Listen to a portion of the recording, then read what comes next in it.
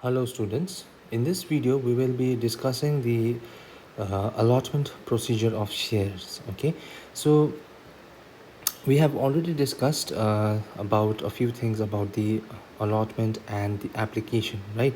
So this is an illustration, okay, where we have been given a situation and we basically will be through this situation be understanding how the allotment of shares are done. So in this situation it has been given that a particular company has offered 1 crore specified securities or shares for sale, okay, and the value of each share is rupees 600 per share.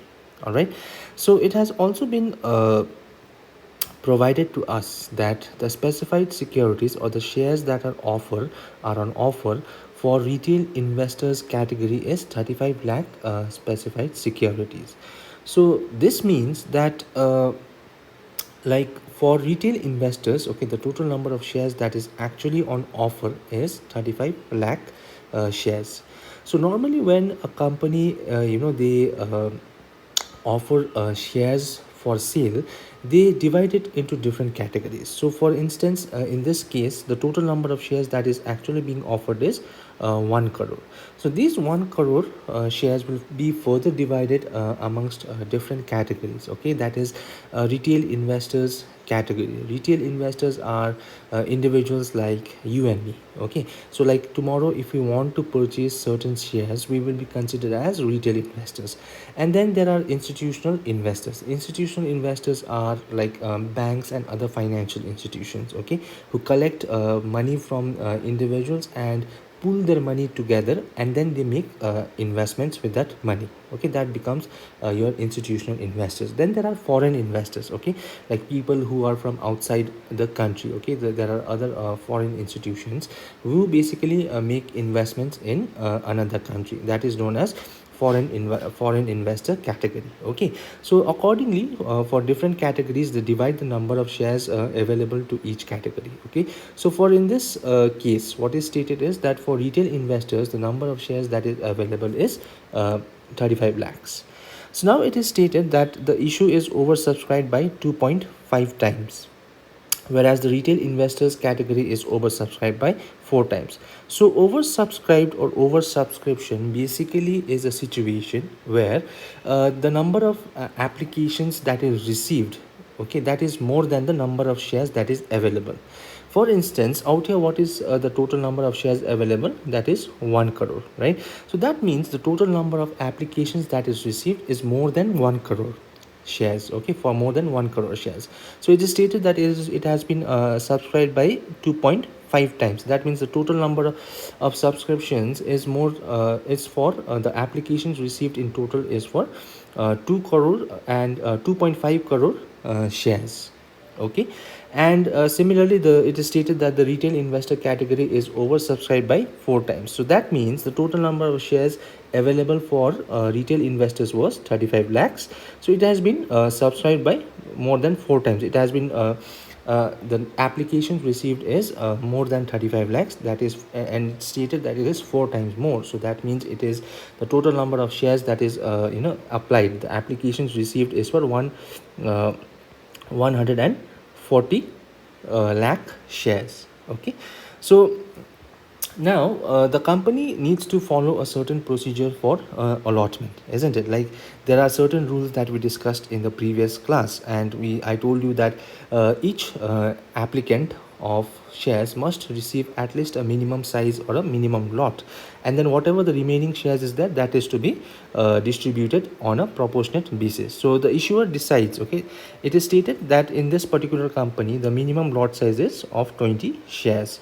And in the fifth point, if you go to the fifth point, it is stated that um, it is informed that a total of 1 lakh retail investors have applied for the shares, okay.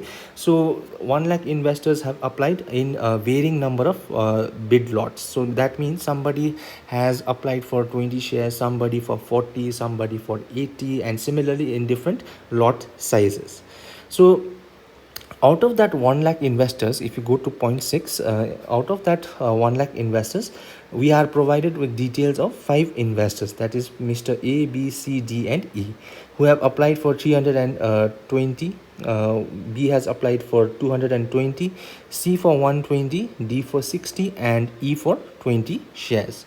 So as per the allotment procedure that I had discussed yesterday, each retail investor will get a minimum of the lot size, the minimum lot size that is there, and the remaining shares will be provided to them on proportionate basis. So now let's see how this allotment is carried out. So to understand that, okay, first we should note down the details. Okay, we should understand the details that is provided. So out here, the first thing that we should note is that every retail investor will get a minimum of 20 shares, that is the minimum bid lot. Now the total number of shares on offer for retail investor was 35 lakhs. Okay, the total number of shares for retail investor category was 35 lakhs, and out of that the applications that have been received is exceeded by 4 times. So that means a total of 140 lakh shares have been applied for. Okay, now the first thing that the company should do after receiving all the applications is to start the allotment process. So the first step that they need to do is that they need to give all the investors a minimum bid lot size. So that is 20 shares to 1 lakh retail investors. So 20 lakh shares have already been allotted. So now we should find out how many shares is left with the company to be allotted. So there were in total 35 lakh shares were there. Right now, out of that, 20 lakh has already been issued. Now the remaining number of shares that is there is 15 lakh. Okay, now 15 lakh shares has to be divided among all the shareholders on proportionate basis. So now we should to find out, okay, what proportionate basis, on proportionate basis how much shares each individual will get. For that we need to use this formula. Okay, proportionate basis basically means it depends on how many shares they had actually applied for. Okay, so for that they need to use this formula where it is stated number of shares available divided by the number of shares applied minus the number of shares allotted into the number of shares applied by the individual less the number of shares allotted to that particular individual. Okay, so now let's apply this formula and see how it is done. So firstly, taking the case of Mr. A. Okay, so the number of shares available is 15 lakh. Okay, after issuing the minimum lot size to everybody, 15 lakh shares are remaining. So the total number of shares application that were received was 140 lakh for 140 lakh shares. So out of that, how many has been allotted? The number of shares that was allotted is 20 lakhs. And this particular Mr. A, the individual Mr. A had applied for 320 shares and he has already been allotted 20 shares. So now on solving this we get a figure of 37.5. Now we need to round it up because shares cannot be fractionized, and the total number of shares that Mr. A would be receiving is on proportionate basis is 38 shares. So now Mr. A has already received a minimum bid lot and on proportionate entitlement he has received 38 shares. So the total number of shares that he would be receiving is 38 shares. Okay, sorry, 58 shares, 20 plus the 38 shares which he received on proportionate basis. Similarly, for Mr. B also he can calculate. Okay, and he will be on using the same formula since he has applied. The only thing that will be changing is the number of shares he has applied for.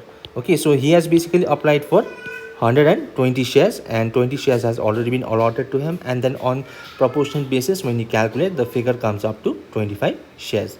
So Mr. B will be allotted a minimum of 20 shares and the on proportionate basis 25 shares. So in total he would be receiving 45 shares. Okay, so this is how you will be calculating. So similarly you can calculate it for Mr. C. Okay, it's given out here, and for Mr. D and E also you can calculate and find out how many shares they will be allotted.